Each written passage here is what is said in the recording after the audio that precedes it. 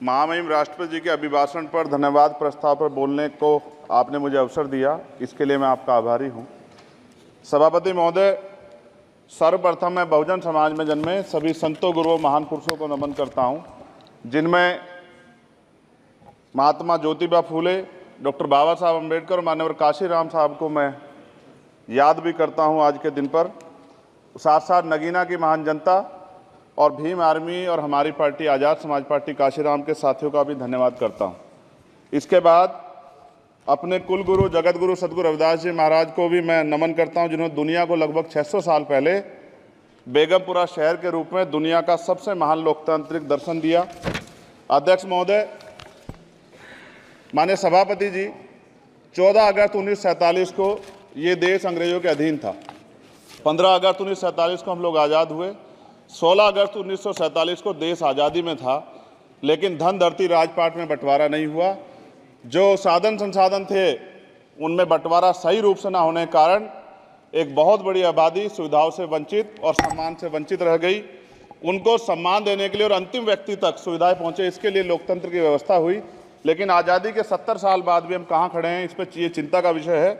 मैं मानता हूं कि सामाजिक न्याय तभी होगा माननीय सभापति जी, जब जातीय जनगणना पूरी होगी और जातीय जनगणना कराई जाएगी और साथ साथ संख्या के आधार पर आरक्षण जो है वंचित वर्गों का बढ़ाया जाएगा। उसके साथ साथ जब राष्ट्रपति जी अभिभाषण पर बात रख रही थी तो उन्होंने शहरी और ग्रामीण क्षेत्रों के विकास की बात कही और ये भी कहा कि दुनिया में सबसे उत्तम शहर हमारे यहाँ बने। लेकिन माननीय सभापति जी, 70% आबादी तो गांव में निवास करती है, तो गांव की आबादी के बारे में भी सोचना होगा कि उनका जीवन कैसे बदले। माननीय सभापति जी, उच्च शैक्षणिक संस्थानों में बहुजन समाज के जो छात्र हैं उनके साथ कास्ट एट्रोसिटी हो रही है, निरंतर उनकी हत्या हो रही है। साथ साथ जो सरकारी कर्मचारी हैं दफ्तरों में, उनके साथ भी जो SC ST OBC और मुस्लिम और अन्य धार्मिक अल्पसंख्यक, उनके साथ भी माननीय सभापति जी जातिगत और धार्मिक जो है शोषण किया जा रहा है। इसलिए मेरी मांग भी है कि पुरानी पेंशन को भी अध्यक्ष जी बहाल किया जाए। जो कर्मचारी देश की सेवा में लगे हैं उनका भी सम्मान होना चाहिए। साथ साथ सभापति जी, भाजपा ने चुनावी लाभ के लिए सबका साथ सबका विकास के नारे दिए जो खोखले हैं, क्योंकि 10 साल में दलित, पिछड़े, आदिवासी, मुस्लिम और अन्य धार्मिक अल्पसंख्यक जो अत्याचार हुए हैं वो किससे छिपे हुए नहीं हैं। ये गलत है, ये बंद होना चाहिए। सभापति महोदय जी, महामहिम राष्ट्रपति जी के अभिभाषण में निजी क्षेत्रों में SC ST OBC को रिजर्वेशन देने का कोई उल्लेख नहीं हुआ है, जो कि आज चर्चा का विषय, क्योंकि 98% प्राइवेट सेक्टर है, 2% सरकारी सेक्टर है, तो 98% प्राइवेट सेक्टर में भी हमारी हिस्सेदारी की बात होनी चाहिए।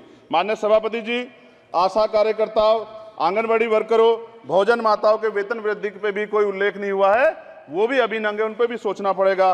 माननीय सभापति जी, जिस क्षेत्र से मैं चुन के आया हूं नगीना से, वो बहुत पिछड़ा क्षेत्र है। उस क्षेत्र में कोई विशेष आर्थिक पैकेज नहीं दिया गया, रोजगार की सेवाएं नहीं है, नौजवान पलायन करता है।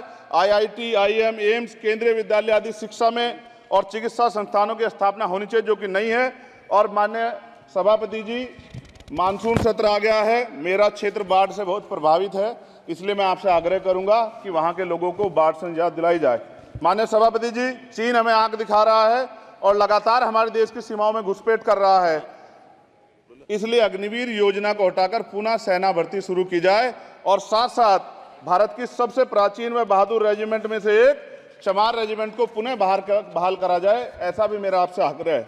माननीय सभापति जी, पिछले सारे प्रधानमंत्रियों ने मिलकर जितना कर्ज लिया है उससे दुगना कर्ज हमारे वर्तमान के प्रधानमंत्री जी ने लिया है। किसान अगर अपना कर्ज माफ कराने के लिए जाता है तो लाठी झेलनी पड़ती है, जबकि सरकार ने धन्ना सेठों का 15 लाख करोड़ रुपया माफ किया है।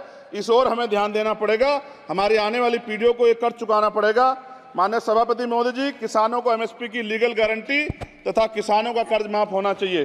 साथ साथ 2 अप्रैल 2018 को SC ST के बच्चों पे बहुत बड़े पैमाने पे मुकदमे लगे थे, वो हमारी लड़ाई सही थी, ये सुप्रीम कोर्ट ने माना और बाद में सरकार ने माना, वो मुकदमे तुरंत वापस होने चाहिए।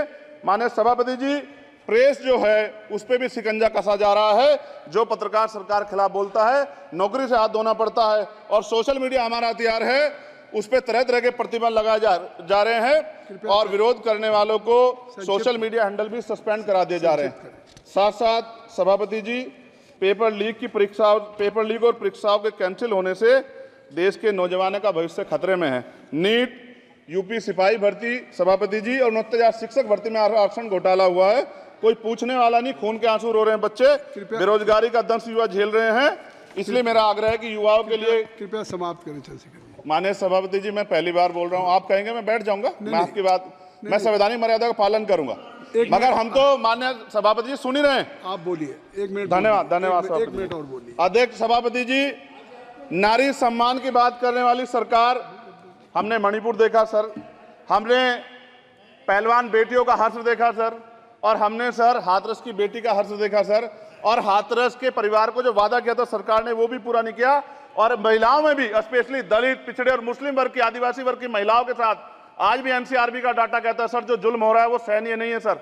साथ साथ कोविड में तैरती, हमने कोविड में बहुत सुना सर, कोविड में तैरती लाशें भी गंगा में हमने देखी है सर, और मजदूरों का हाल भी हमने देखा है। सभापति जी, बस सब समाप्त कर रहा हूं।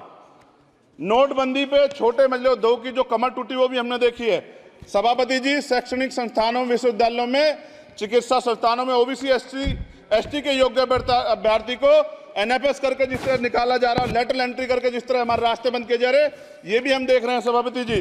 साथ साथ मेरा ये कहना है सर, ये सबका इशू है कि प्राइवेट कर्मचारी सर और सरकारी भी कई जगह पे 8 से ज्यादा घंटों से काम करते हैं, और उनको जो सर उचित वेतन भी नहीं मिलता, तो न्यूनतम वेतन 20,000 रुपए तय हो और 24 घंटे की ड्यूटी। उदाहरण के तौर पे यूपी पुलिस सर बहुत पूरा काम करते हैं वो लोग, वो राज्य के विषय हैं। आप सर मैं आपके राज्य सरकार के लिए भी आपके संज्ञान में डाल रहा हूँ विषय सर। पुलिस सब जगह है सर, लेकिन सवाल ये है सर, बहुत पसीना बातें हैं, 8 घंटे की ड्यूटी और वेतन विसंगति, वोटर स्कीम से उनको जो बाहर किया जाए। माननीय सभापति जी, 1 मिनट चाहिए सभापति जी। राष्ट्रपति जी ने धर्म के बारे में बात की थी, राम मंदिर से पहले हमारे गुरुघर तुगलकाबाद का फैसला आया था राष्ट्रपति जी, वो सभापति जी अभी तक दिल्ली में स्थित सदगुरु रविदास जी महाराज का गुरुघर नहीं बना। साथ साथ सभापति जी, अपनी बात को खत्म करते हुए मैं आपसे कहना चाहता हूं कि जितना देश दूसरों का है सर, इतना हमारा भी है।